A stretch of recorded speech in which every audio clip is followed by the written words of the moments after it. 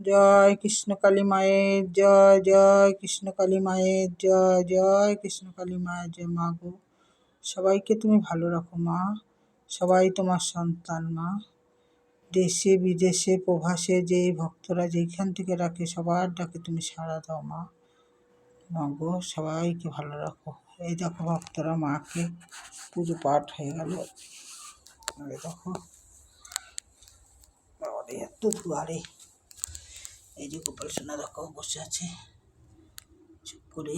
এই যে দক্ষিণেশ্বরী মাতা, তারা মা, বজরংবলী সবাই আছে, সবাইকে দেখো। দেখো বলে বাবা শুয়ে আছে, দক্ষিণেশ্বরী মাতা, এই যে গণেশ বাবা সবাই আছে, দুর্গা আসেনি দেখো।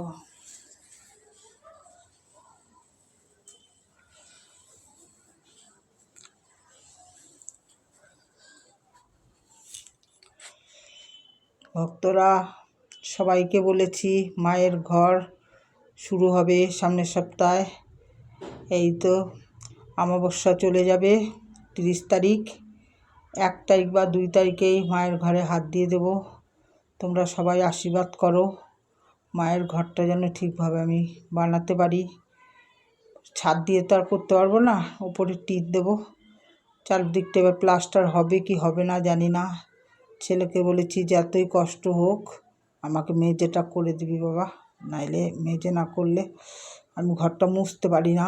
এই যে এই ঘরটা আছে, মেঝে নাই কিছু নাই, এই ঘরটা কত কষ্ট করে ঝাড় ঠাড় দিই, ঝাড় দিলেই ধুলোবালি সব উড়ে যায়, সমস্ত বাসন কুসন ধুলোবালি লেগে যায়। তার জন্য এইবারে ছাদের উপরে যে ঘরটা করবো মায়ের জন্য, প্লাস্টার করতে পারি আর না পারি দেখি, চেষ্টা করবো একটু মেঝেটা করে নিতে। জয় কৃষ্ণকালী মায়ের জয়, জয় কৃষ্ণকালী মায়ের জয়।